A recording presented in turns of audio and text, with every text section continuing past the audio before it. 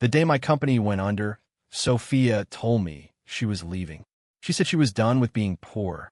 I watched the rigid line of her back as she walked away, a dull knife twisting in my chest.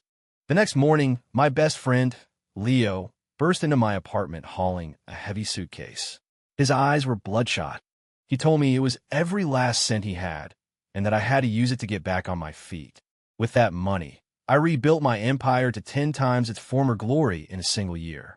I became a legend in the business world, a comeback king, surrounded by beautiful women. But I never touched any of them. A year to the day after it all fell apart, Leo got wasted and broke down, sobbing in my arms.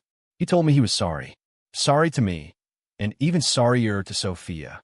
He confessed that the money, all of it, had come from her. She'd sold her condo, her car, even the last heirloom her mother had given her. She was afraid my pride wouldn't let me take it from her, so she staged the whole brutal breakup. In that moment, my world didn't just crack, it shattered. Ethan, we need to break up. Sophia's voice was quiet, but the words landed like a sledgehammer to the heart. Outside, the Austin sky was a bruised, heavy gray, threatening a downpour that matched the storm inside me. On my desk, the freshly printed notice of Chapter 11 bankruptcy filing lay stark white against the dark wood. The official seal, a splash of blood red that stung my eyes. I looked up, desperately searching her face for any hint of a joke. There was none. Her face, as lovely as ever, was a blank mask. Her eyes, the ones I loved to get lost in, the ones that always sparkle with life, were now flat and lifeless, like dusty windows on an abandoned house. What did you say? My throat was sandpaper. The voice that came out didn't sound like mine. I said, "We're done," she repeated, her tone colder, harder. "I'm tired of this. With you, there's no future. You used to be the golden boy, Ethan. Now what are you? A failure who can barely make rent. A failure." The word was a needle, finding the most vulnerable part of my soul. I stared at her, this woman who had been by my side since college. The one who'd been there when I started my company from nothing, who'd weathered every storm with me. I remembered when the company was just an idea, and we were crammed into a tiny studio apartment off Riverside, sharing a cheap pizza on the floor because we didn't have a table. She had laughed, her smile brighter than any five-star restaurant. "As long as I'm with you, Ethan," she'd said, "even cardboard tastes like filet mignon." I remember the day we landed our first $1 million seed investment. I'd spun her around in my arms, and she'd cried with joy against my chest. "We're finally going to make it, Ethan," she'd sobbed. Those moments were burned into my memory, her words still echoing in my ears. But now, she stood before me, delivering the cruelest lines in the calmest voice. My heart seized, the pain so sharp it stole my breath. I took a shaky breath, forcing down the lump in my throat, and managed a smile that felt more like a grimace. "Sophia, this is just temporary. The company just has a cash flow problem. Give me some time. I can fix this, I swear I can." "Time?" She cut me off, a bitter smirk twisting her lips. "How much more time do you want? The company has been on the verge of collapse for a month. What have you done, besides run around like a headless chicken? I'm not wasting any more of my youth on a man with no hope." She turned and grabbed her purse from the sofa. It was the one I bought for her birthday last month, using the last of my personal cash reserves. She didn't spare me another glance as she walked to the door. "Sophia." The word tore from my throat, laced with a desperation I didn't recognize. She paused, her hand on the doorknob, but she didn't turn around. "Don't call me again." The door opened and then slammed shut. The final, echoing bang sealed me off from the rest of the world. I stood frozen, the strength draining from my body until I collapsed back into my chair. The office was suffocatingly silent. All I could hear was the frantic pounding of my own heart and the first drops of rain beginning to tap against the window pane. So this is what it came to. All the vows and promises, shattered by the first brush with reality. I always thought I knew her better than anyone. I thought our love was unbreakable. It turns out I was just a fool. A bitter laugh escaped my lips, the sound hollow and pathetic in the empty room. My phone buzzed on the desk. A notification from our executive Slack channel. "CTO, Ethan, how much longer can we keep the servers online?" "Head of sales, Ethan, our biggest clients are demanding payment." They're talking about taking legal action.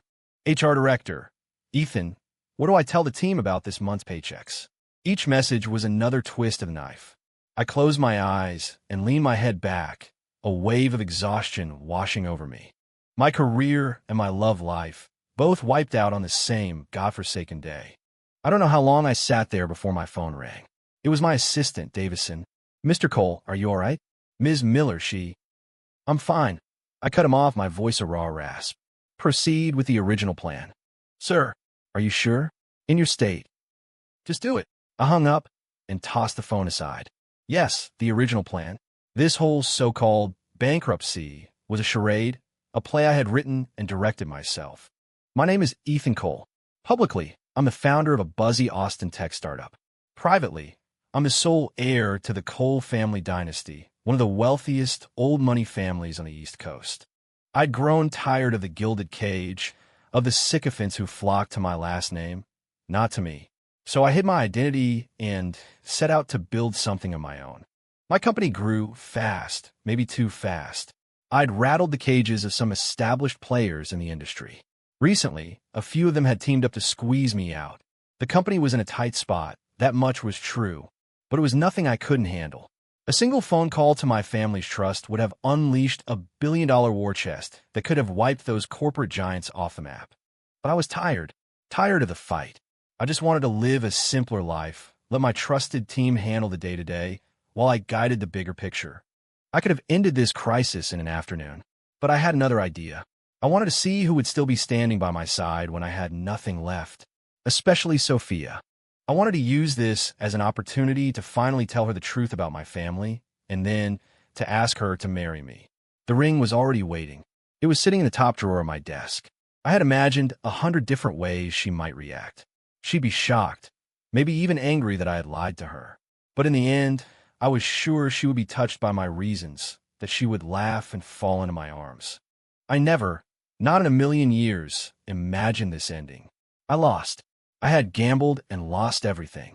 My test had yielded the one result I never wanted to see, the one answer I couldn't accept. I pulled open the drawer and took out the small velvet box. I flipped it open. The brilliant cut diamond inside glittered, cold and unforgiving in the dim light. I stared at it, a hot pressure building behind my eyes. The love I was so proud of, the love I had bet my entire world on, was nothing but a joke. Chapter 2, I don't know how I survived that night.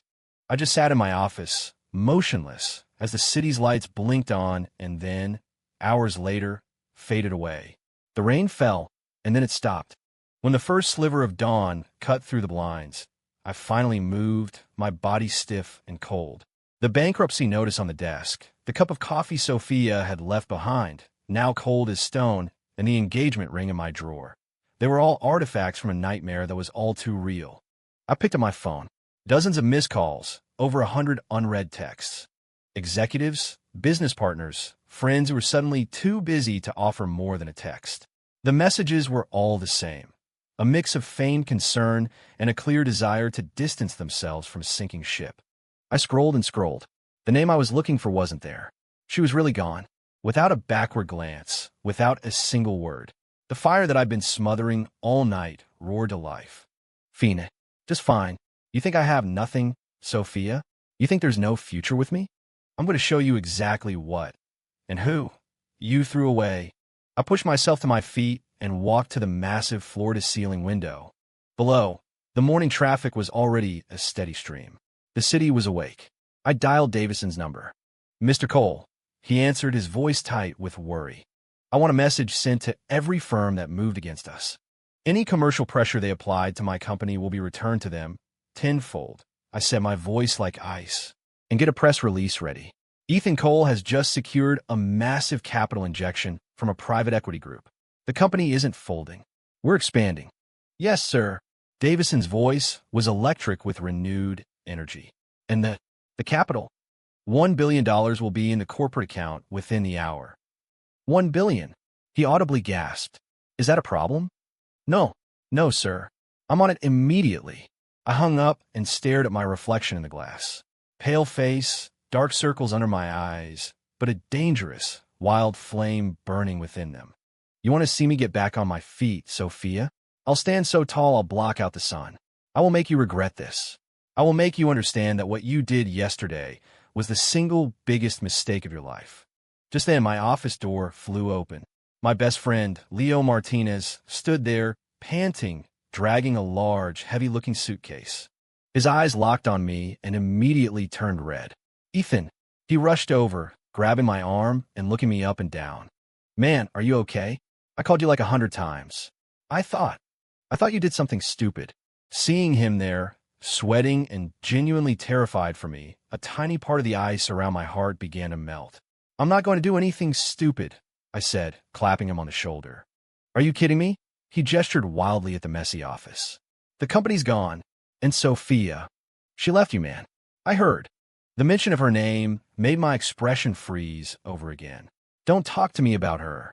Leo sighed, then heaved the suitcase onto the floor and unzipped it. It was packed to the brim with stacks of $100 bills. I stared. What is? It's $500,000, Leo said, his voice thick with emotion. It's everything I have. My parents' savings, the down payment for my house. Everything. I know it's a drop in the bucket compared to what you had, but it's a start. Take it. Pay the staff. Settle the worst of the debts. We'll figure out the rest. I looked from the case full of cash to my friend's earnest, worried face. His family was comfortable, but they were a world away from being wealthy. This money was his entire future. A warmth spread through my chest. At a time when everyone else was running for the hills, he was here, offering me everything he had. Take it, man. He saw me hesitating and shoved a thick stack of bills into my hands. We're brothers. Your fight is my fight. If we have to, we'll start over from scratch. With your brains, there's no way we'll starve. I looked at him, my eyes starting to burn. I didn't tell him it was all an act. I just watched him, a decision solidifying in my mind. Okay. I nodded, accepting the profound gesture. I'll consider it a loan. I'll pay you back 10 times over within a year. Don't be an idiot. Leo punched me lightly on the chest. There's no accounting between us. Just get your head back in the game. I smiled, but didn't say more. Some debts are recorded in the heart, not on paper. I picked up the suitcase and sat back down at my desk. You're just in time, I told Leo. I need you to do something for me. Anything. I'm starting a new investment firm. I want you to be my partner. Leo blinked. Now? With what? This $500,000. 500,000 is more than enough, I said, my gaze sharp with a certainty he'd never seen before. I'm going to show everyone who wrote me off how Ethan Cole rises from the ashes. Of course, I didn't tell him that in less than an hour, my new corporate account would have $1 billion in it. I just wanted him to see what a miracle his $500,000 could create. I was going to make damn sure Sophia saw it too. Chapter 3. In the months that followed, I became a machine. I used Leo's $500,000 as the seed money to register a new firm, Phoenix Capital. The real engine, of course, was the $1 billion I'd funneled from my family's trust. I broke the sum down into countless smaller amounts, routing them through a complex web of shell corporations and offshore accounts, making them appear as investments from various angel investors. To the outside world, I was a genius who had somehow won the backing of the entire venture capital community. Within a month, Phoenix Capital was the most talked about name on Wall Street. I moved with brutal efficiency, making surgically precise investments in several overlooked startups with massive future potential. At the same time, I began a campaign of systematic revenge against the corporate giants who had tried to bury me. Using my massive capital reserves and insider information, I shorted their stocks, poached their top talent, and launched hostile takeovers of their core assets.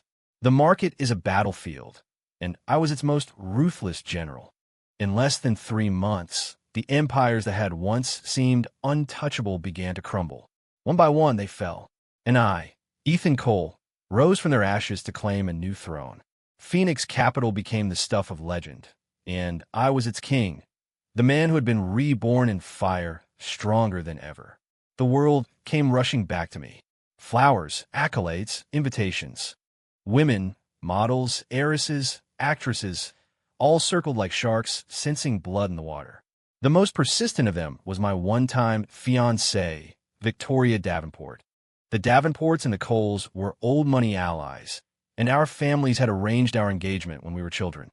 After I'd left to start my own company, she had publicly stated more than once that she found my little project embarrassing, a waste of the Cole family's prestige.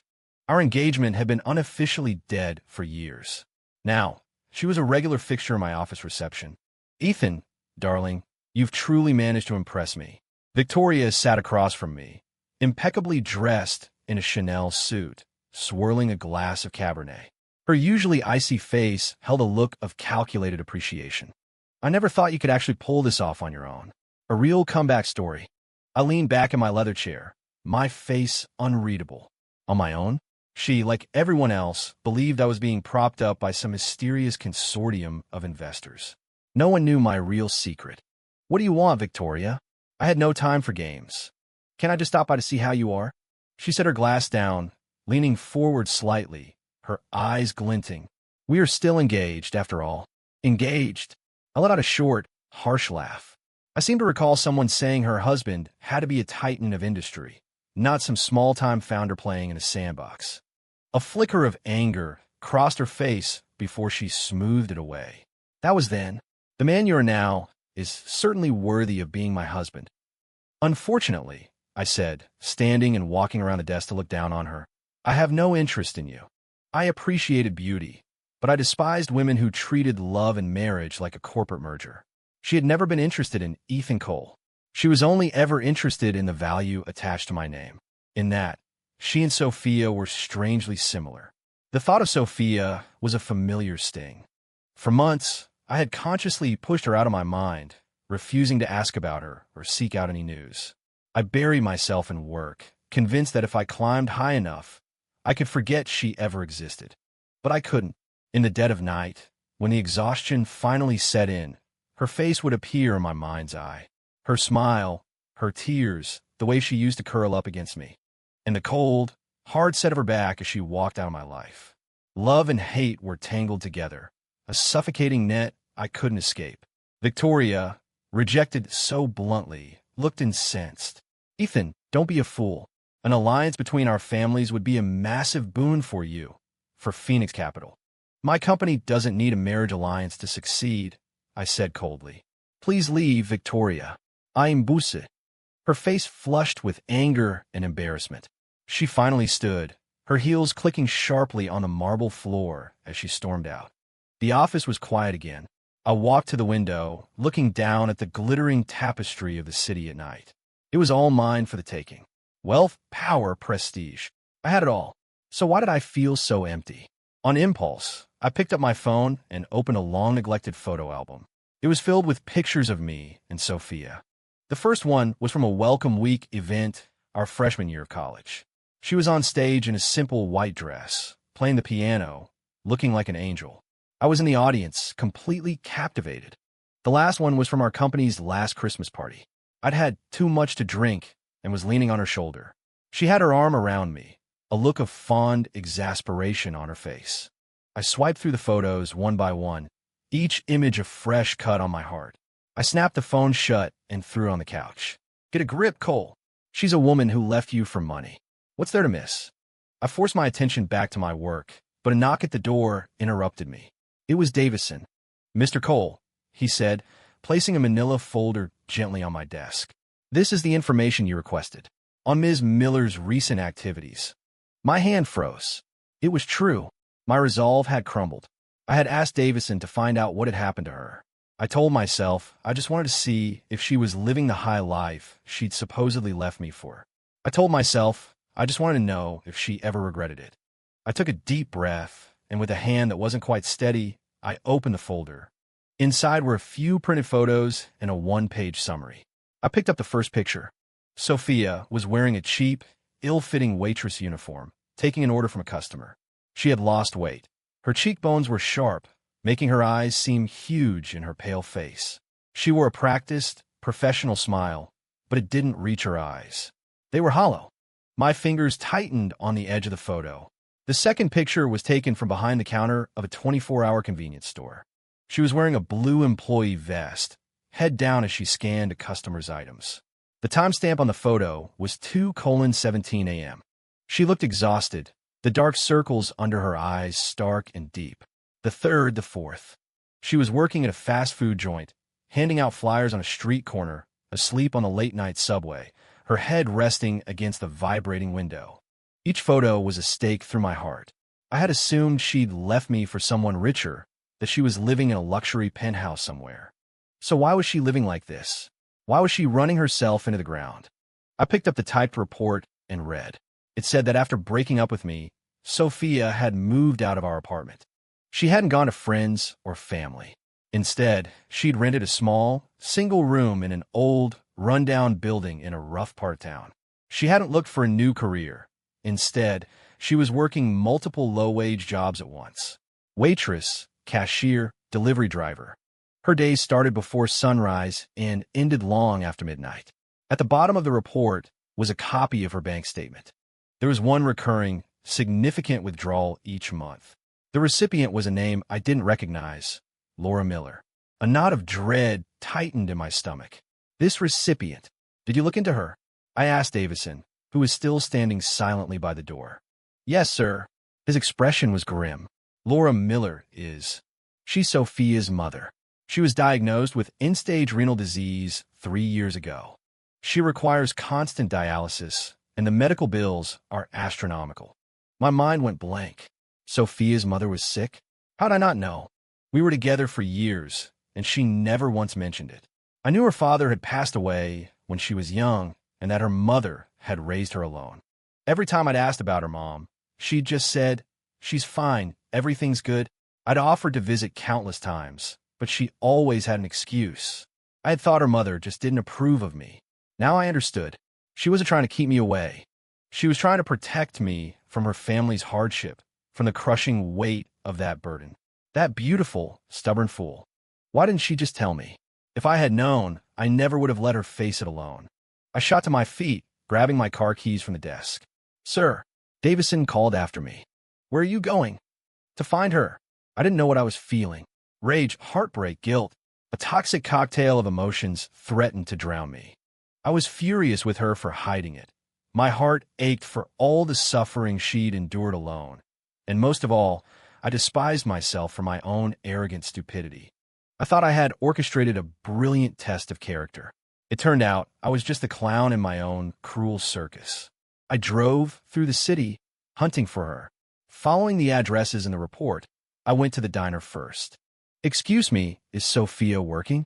Sophie? Nah, her shift just ended. I think she picked up some hours at the convenience store across the street. I raced across the street. Sophia? She left about half an hour ago. Said she had to hand out flyers downtown. I followed the trail of clues like a madman, chasing her ghost through the city. Finally, at a busy intersection downtown, I saw her. She was wearing a thin jacket, shivering in the cold autumn wind, trying to hand promotional flyers to passing pedestrians. Most people waved her away, annoyed. One man knocked the papers from her hand. She just bent down, her movements weary, and silently picked them up before turning to the next person with that same tired, empty smile. I pulled the car over and just watched her. I watched the wind whip her hair across her face, watch her chapped, reddened fingers struggle with the papers, watch the light in her once brilliant eyes fade into numb exhaustion. My heart felt like it was being squeezed in a vice. The pain was physical, unbearable. This was the woman I had promised to protect, the woman I had put on a pedestal. Now she was here, being ground into dust by life, all while I sat on my throne of lies, cursing her name. I was a monster. I threw the car door open, ready to run to her, to wrap her in my arms and never let go. But my feet felt like they were encased in lead. What right did I have? When she needed me most, I wasn't there. While she was silently enduring hell, I was basking in my success, entertaining other women, and hating her for a crime she never committed. How could I possibly face her? How could I explain? As I stood there, paralyzed by indecision, a group of street thugs surrounded her.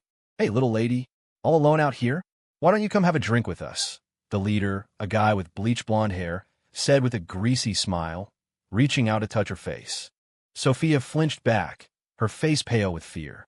Please, leave me alone. Ooh, feisty, the man sneered. I like that. He grabbed for her arm. Something inside my head snapped. I was moving before I even realized it. Get your filthy hands off her. I caught the man's wrist in a grip of iron, my eyes burning with a cold fury he wasn't prepared for. The blonde thug was stunned, not expecting anyone to intervene. His eyes darted from my expensive suit to the Patek Philippe on my wrist, and a flicker of fear crossed his face. But with his friends backing him up, his bravado returned. "Who the hell are you?" "This ain't your business," he snarled, trying to pull his arm away. My grip was like a steel trap. "I'll say it one more time. Let her go," I said, my voice dangerously low. "Or what?" One of his friends jeered. "You know who we are? This is our turf. Get lost before you get hurt." I was done talking. With a slight twist of my wrist, a sickening crack echoed in the cold air. "Ark!" The man screamed and dropped to his knees, cradling his hand, which now bent at an unnatural angle. "My hand! You broke my damn hand!" he howled, sweat beading on his forehead. The other thugs froze, their jaws slack. They hadn't expected the guy in the designer suit to be capable of such casual violence. You hit him," one of them stammered, pointing a shaky finger at me. "Get him, guys." They charged, a clumsy, uncoordinated attack. I pushed a terrified Sophia behind me and met them head-on. I've trained in Krav Maga for years. These pathetic, out-of-shape wannabe gangsters were no match. In less than a minute, they were all on the ground, groaning. I brushed off my hands and walked over to the one who had spoken. He scrambled backward, his face a mask of terror. "Man, I'm sorry. We were just messing around. We didn't know she was with you." I crouched down, a thin smile on my face. I don't like complications. I pulled out my phone and dialed a number. "Commissioner Evans? Ethan Cole here. I'm on the corner of 6th and Congress. There's been a public disturbance. I'd appreciate it if you could send a unit to clean it up." The voice on the other end was instantly deferential. "Mr. Cole, right away. I'll send my best men. Consider it handled." I hung up and looked at the terrified thug. "You could go now." "What?" He stared, uncomprehending. "Get out of my sight." Scrambling to their feet, they helped their screaming friend and practically fell over each other to get away, disappearing into the night. They wouldn't be coming back. Only when they were gone did I turn to Sophia. She was standing right where I'd left her, staring at me. Her eyes were wide with a mixture of shock, confusion, and something else I couldn't decipher. "You," she started, her voice barely a whisper. "Are you okay?" I asked, my own voice softening as I stepped toward her. She shook her head, then her gaze fell to my hand. During the scuffle, I'd scraped my knuckles. A thin line of blood was welling up. "You're hurt," she said quietly. "It's nothing." I looked at her, 1,000 words caught in my throat, but none would come out. "I'm sorry. Why didn't you tell me? How have you been?" They all seemed so meaningless, so inadequate, when I looked in her tired, guarded eyes. The silence stretched between us, thick and awkward. "Thank you," she said finally, breaking the tension. Her tone was polite, distant, the way you'd thank a stranger. Another sharp pain lanced through my chest. "What are you doing here?" she asked. "I was just passing by," I lied. I couldn't tell her I'd been looking for her, that I'd been watching her. She would see it as pity, and her pride would never stand for that. "Oh," she nodded, then bent down and began to pick up the scattered, trampled flyers. I watched her crouch on the dirty sidewalk, gathering the scraps of paper, and my heart broke all over again. "Leave them," I said, grabbing her wrist. "Let me take you home." Her hand was ice cold. She flinched at my touch, pulling her arm back as if she'd been burned. "No, that's okay. I can get home myself," she said, avoiding my eyes. "Sophia," I said, my voice sharper than I intended. "It's late. It's not safe for you to be out here alone." She hesitated for a long moment before finally giving a small, reluctant nod. The drive was silent. She sat in the passenger seat, turned away from me, watching the city lights blur past. I could feel the invisible wall between us, thick and impenetrable. I pulled up in front of the rundown apartment building from the report. "This is me. Thanks for the ride," she said, unbuckling her seatbelt. "Sophia," I said, stopping her. She turned to look at me, her expression unreadable. I couldn't hold it in any longer. "Why didn't you tell me?" "Tell you what?" she asked, her voice perfectly level, as if she had no idea what I was talking about. "Your mother's illness." The words exploded out of me. "Why didn't you ever tell me? What do you take me for?" My accusation finally broke through her composure. Her carefully constructed mask cracked. Her eyes filled with tears, her lower lip trembling. But she bit down on it, refusing to let them fall. "What good would it have done?" she asked, her voice shaking with a despair I'd never heard from her before. "To tell you, and have you carry that weight with me? Ethan, your company was already sinking. I couldn't add my problems to your own. So you broke up with me instead?" I stared at her, the pain in my chest suffocating. "You chose to carry all of this, completely alone? You couldn't trust me, even that much?" "I do trust you," she said, and then a broken, heartbreaking smile crossed her face. "I trust you more than anyone. I knew you weren't the kind of man who would stay down for long. I knew you would get back on your feet. Then why did you leave me?" "Because." She took a deep, shuddering breath, her gaze locking with mine. Her next words shattered my universe. "Because I love you, you idiot." Chapter 6, "Because I love you, you idiot." The words detonated in my mind. I froze, staring at her, unable to process what I had just heard. She loved me? What? What did you say? I stammered, my voice shaking. Sophia looked at my stunned face, and the tears she had been fighting finally broke free, streaming down her cheeks. She didn't wipe them away. "The day we broke up," she choked out. "You must have thought I was the most heartless, materialistic woman alive, didn't you?" I couldn't speak. My silence was its own confession. "I know. That's what I wanted you to think," she said with a bitter smile. "You're too proud, Ethan. Your pride won't let you accept failure. I knew if I didn't say those things, if I didn't give you a reason to hate me, you would have wallowed in the heartbreak. Instead, you used that anger to fuel your comeback." I opened my mouth, but my throat was closed tight. I couldn't form a single word. It was all for me. Every cruel word, every jab at my pride, it was all an act. Her cold, final departure was a shield, hiding a love so deep and a sacrifice so profound I couldn't even comprehend it. And your mother's illness. My mom's treatment costs a fortune. I couldn't let you go to your family, hat in hand, for my sake. I couldn't let you give up on your dream because of my burden, she said, her eyes full of a pain that mirrored my own. So, I had to find my own way to fix things. Your own way? A horrifying realization began to dawn on me, a cold dread washing over me. The $500,000 Leo gave me. Sophia's body tensed almost imperceptibly. She didn't have to answer. Her silence was the answer. The world tilted on its axis. It wasn't Leo's money. It was never his money. It was hers. She had sold her condo, her car, every valuable thing she owned to give me the capital to start again. When I had nothing, she gave me everything. And I, like the world's biggest fool, thought she had left me because I was poor. I had spent an entire year hating her for a betrayal she never committed. I had strutted around, basking in the glory of my comeback, believing I was the master of my own destiny. I wasn't the king.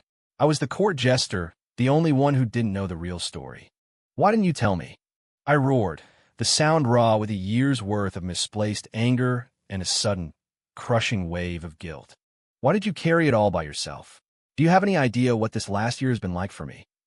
I hated you. I spent every single day thinking about how I would make you regret leaving me.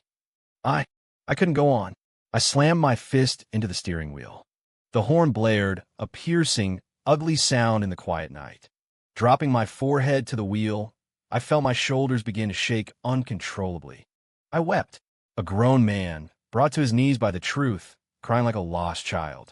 I couldn't bear to think of what her life had been like. Not only was she grieving the loss of our relationship, but she was also working herself to the bone to pay off an impossible debt. And where was I? Living in a penthouse, driving a sports car, soaking in the world applause. And in my heart, I was cursing her. I was worthless. A cool, gentle hand covered mine. It was Sophia's. "Don't, Ethan," she whispered, her voice thick with her own tears. "It's all in the past now." I shot up, grabbing her hand and pulling her into a desperate, crushing embrace. "I'm sorry. I'm so sorry, Sophia. I'm sorry." It was all I could say, the words repeated over and over, a pathetic mantra of my regret. No apology would ever be enough. She was stiff in my arms at first, but she didn't push me away. After a long moment, she slowly began to pat my back. "I never blamed you." Her forgiveness only made it worse. I held her tighter, as if I could physically merge our bodies and undo the damage I'd done. Come home with me, I said, my voice raw but resolute, looking deep in her eyes. From now on, let me take care of you. Chapter 7. Sophia didn't answer right away. She just watched me, her gaze a whirlwind of emotions. I knew a year of pain and misunderstanding couldn't be erased with a single apology. The wound I'd left on her heart would take a lifetime to heal. I'll walk you up, I said softly, releasing my grip and gently brushing a stray strand of hair from her face. I helped her out of the car and walked her to the entrance of the dilapidated building. The stairwell light was broken, plunging the hall into darkness. I took out my phone, its flashlight cutting a path through the gloom. At her apartment door, I stopped. I'll be back to pick you up in the morning. She gave a slight nod, unlocked the door, and slipped inside. The heavy metal door clicked shut, leaving me alone in the dark hallway. My heart felt as empty as the space in front of me. I stood there for a long time, only leaving after I saw the light in her window flick on. Back in my vast, sterile penthouse, the place felt less like a home and more like a gilded prison. I called Leo. It rang for a long time before he picked up, his voice thick with sleep and alcohol. Achelo. It's me. Ethan. Ethan? Man, it's late. What's up? I'm downstairs. Get down here. I hung up and leaned against my car, lighting a cigarette. A few minutes later, Leo stumbled out of his building, wrapped in a bathrobe. What's going on? Is everything okay? He asked, rubbing the sleep from his eyes. I didn't say a word.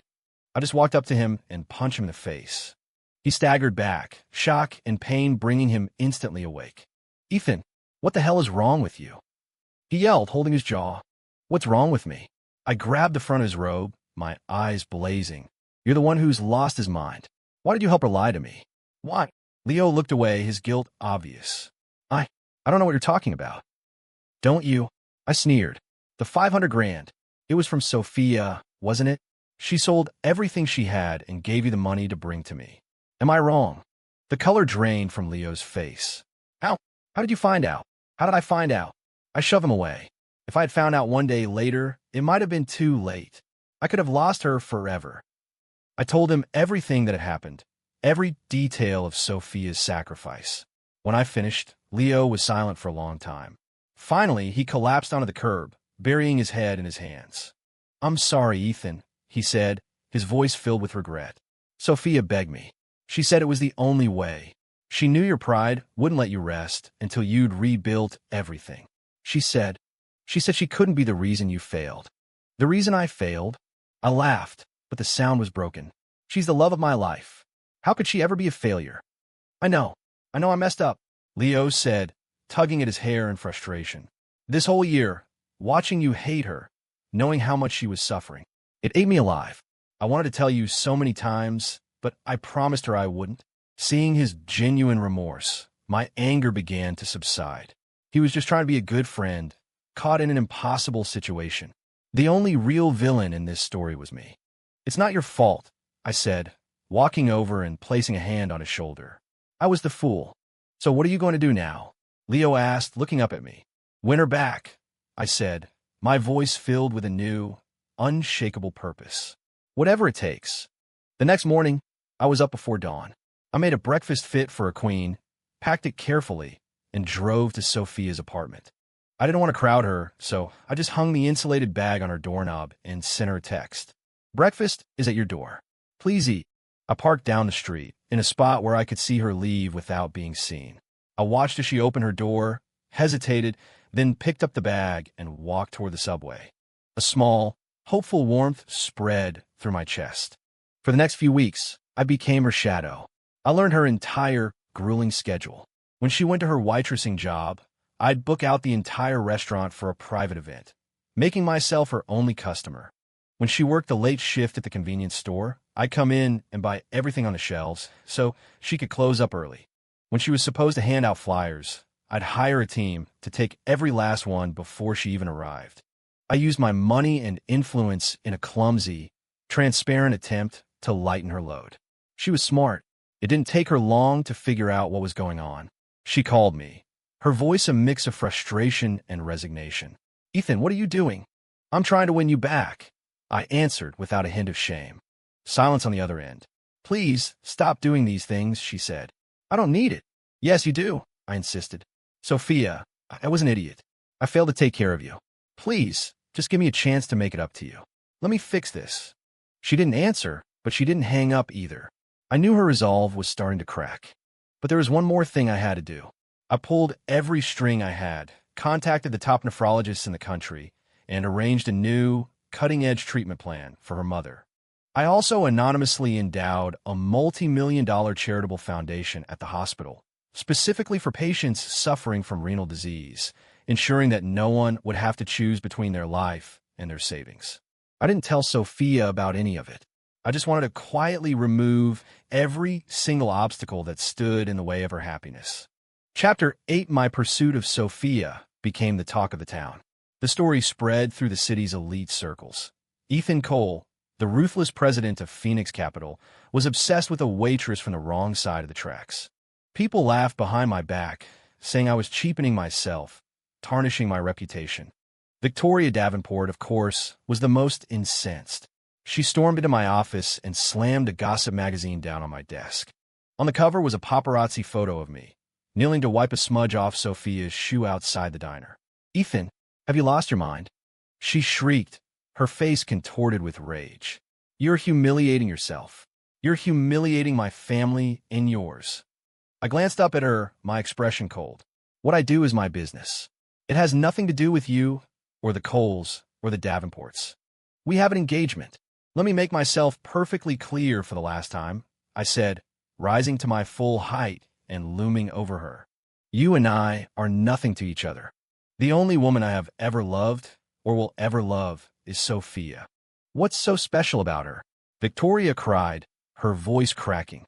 She's just some gold digger who dumped you the second you were broke. Shut up, I roared, my voice bouncing off the walls. You are not worthy of even speaking her name. You have no idea what she's done for me. Looking at her face, twisted by jealousy and spite, I suddenly saw a pathetic reflection of the man I used to be, someone who measured love in dollars and status. She would never understand a love as pure and selfless as Sophia's. Victoria, this is your final warning. I pointed to the door. Stay out of my life, and more importantly, stay away from Sophia. If you don't, I will have no problem making the Davenport fortune the next casualty of my expansion. My threat landed like a punch. The color drained from her face. She looked at me with a new expression, fear. She knew I meant every word.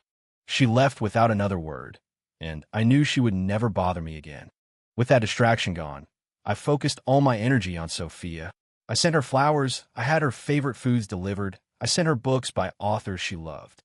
I was like a teenager with his first crush, using every trick I could think of to win her over, to bring the light back to her eyes. Slowly, her resistance melted away, replaced by a weary acceptance, and then, finally, a quiet warmth. I knew I was close. On her birthday, I secretly decorated her tiny, cramped apartment.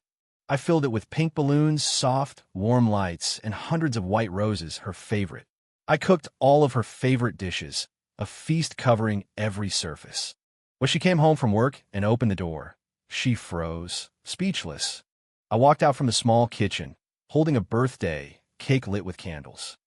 Happy birthday, Sophie. I sang to her as I walked closer. Her eyes immediately filled with tears. Make a wish, I said, holding the cake out to her. She closed her eyes, her hands clasped together, and made a silent wish. In the soft candlelight, she was the most beautiful thing I had ever seen. After she blew out the candles, I reached into my pocket and pulled out the velvet box I had been holding onto for more than a year. I dropped to one knee and opened it. The diamond caught the light, scattering brilliant sparks across the room. Sophie, I said, my voice trembling with nerves. I know no amount of words can ever undo the hurt I caused you, but I need you to believe me when I say this. For the rest of my life, I will live only for you. I will spend every day loving you, protecting you, and making you the happiest woman in the world. So, will you please give me a second chance? Will you marry me? Sophia's hands flew to her mouth, sobs shaking her entire body. She looked from my face to the ring, tears streaming down her cheeks. I waited, my heart hammering against my ribs. The world seemed to stop spinning. Finally, after an eternity, she nodded, a broken, beautiful smile spreading across her face as she held out her hand. Yes. Overjoyed, I took her hand, my own trembling as I slid the ring, a year late, onto her finger. It was a perfect fit. I stood up and pulled her into my arms, holding her so tightly I wished I could fuse us together. Thank you, Sophie. I whispered into her hair, my voice thick with emotion. Thank you for still loving me. Thank you for giving me another chance. She just squeezed me tighter, her tears soaking my shirt. We were back together. The very next day, I took her to City Hall. We walked out an hour later with a marriage certificate, the paper warm in my hand. I couldn't stop grinning like an idiot. Sophia looked at me, a real, radiant smile finally gracing her lips. She stood on her toes and gave me a soft kiss on the cheek. Hello, Mr. Cole. Hello, Mrs. Cole. I answered, capturing her hand in mine and lacing our fingers together. In the bright sunlight, our matching wedding bands gleamed. My first act as her husband was to have her mother transferred to the best private hospital in the state. I assembled a team of the country's top specialists, ensuring she had access to the best medicine and technology available. Sophia stood by her mother's bedside, watching her sleep peacefully, her color already looking better. Her eyes welled up again. Ethan, thank you. Hey, I said, wrapping my arms around her from behind. We're a family now. Your mom is my mom. No thanks are necessary. With her mother settled and cared for, I started planning our wedding. I was going to give her the most spectacular, magical wedding the world had ever seen. I wanted everyone to know that Sophia Miller was the woman I would spend my life adoring. I booked a private, breathtakingly beautiful estate in Napa Valley for the ceremony. I flew in everyone who mattered, titans of industry, political figures, the true global elite. I wanted the whole world to witness our happiness. On the day of the wedding, Sophia wore a custom-designed gown that made her look like she had stepped out of a dream. As she walked down the aisle toward me, the California sun catching the diamonds in her hair, I knew I was the luckiest man alive. Under a canopy of white roses, with everyone watching, we exchanged our vows and sealed them with a kiss. In the front row, Leo was crying harder than I was. In a far corner, I spotted Victoria.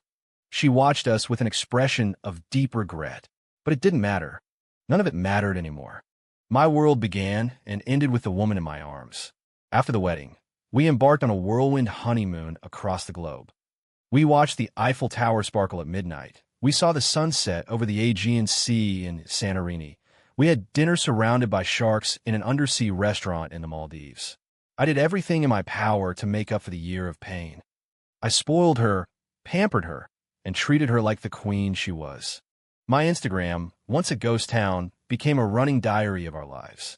Hashtag Mr. Cole is whipped hashtag another private island for the Mrs. Hashtag he planted a field of roses for her. My feed became a source of daily relationship goals for the entire internet. The comments went from shock to envy to a kind of resigned acceptance. Daily reminder that I'm single and poor. Check Ethan Cole's Instagram. This is the kind of love that makes me believe in fairy tales. I'm not crying, you are. What did Mrs. Cole do in a past life to deserve this? Slay a dragon. I would always laugh and show the comments to Sophia. See, Mrs. Cole, the whole world is jealous of you. She would roll her eyes, but she couldn't hide the smile as she snuggled closer. That's because they don't know how ridiculous you are. It was true. To the world, I was a ruthless CEO, but to her, I was just a man who loved to make her laugh, who got jealous if other men looked at her for too long, and who lived for the simple joy of making her happy. I had her. My life was finally complete. Chapter 10. After our honeymoon, life settled into a beautiful, sweet rhythm. I stopped being a workaholic. I learned to delegate, entrusting the company I had built to my capable team. My new priority was getting home on time every day to cook dinner for my wife. I loved watching her face light up as she ate, her genuine enjoyment, the highest praise I could ever receive. You're the best cook in the world, she'd say, planting a kiss on my cheek. In those moments, I knew that no billion-dollar deal could ever feel as valuable as that. We adopted a golden retriever we named Midas and a ragdoll cat we named Fortune. The two of them were inseparable, a furry reflection of our own happiness. On weekends, We'd take Midas hiking in the hill country or cuddle up on the couch with Fortune and watch an old movie. Our life was simple, and it was perfect. Sophia chose not to be a stay-at-home wife. With my full support, she started her own charitable foundation, the Laura Miller Fund, dedicated to helping families struggling with medical debt and providing scholarships for underprivileged students. She was busy, fulfilled, and the brilliant light was back in her eyes. That was the Sophia I had first fallen in love with, confident, kind, and absolutely radiant. Occasionally, I would convince her to attend a gala or a business dinner with me. She would invariably steal the show, her natural grace and sharp wit charming everyone she met. I'd watch other men stare at her with admiration, and I'd instinctively pull her closer, staking my claim with a possessive kiss that always made her laugh and lightly smack my arm. "You're such a child," she'd whisper. But I knew she loved it. A year later, thanks to the incredible care she received, Sophia's mother made a miraculous recovery. She still needed regular checkups, but she was healthy and vibrant. We moved her into a beautiful guest house on our property, and our little family felt complete. And then, a year after that, Sophia got pregnant. The moment she told me, I picked her up and spun her around the room, hollering with a joy so pure it felt like my heart would burst. From that day on, I became a full-time professional husband. Work? It could wait. Meetings? Reschedule them. Nothing in the world was more important than my wife and the tiny life she was carrying. 9 months later, Sophia gave birth to a beautiful baby girl. She looked just like her mother, with the same bright, sparkling eyes. We named her Annabelle Sophie Cole. Sophie, after the love of my life. I was officially a goner. My new favorite pastime was holding my tiny daughter, singing her off-key lullabies, and mastering the art of the diaper change. Sophia would watch my clumsy attempts, her laughter echoing through the nursery. "What happened to the ruthless CEO?" she'd tease. I'd walk over with Annabelle in my arms and kiss them both. "He retired. Now you've got a ruthless husband and a ruthless daddy." I looked at the two most important women in my life, my wife and my daughter, smiling at me. My heart was so full I thought it might overflow. I used to think success meant conquering the world. Now I knew that true success was having a home to come back to, a wife who loved me, and a beautiful child to protect. It was a quiet, unshakable happiness. Outside, the sun was shining. I looked at Sophia, and she was already looking at me. We smiled, a universe of love passing between us without a single word. Our story was just beginning.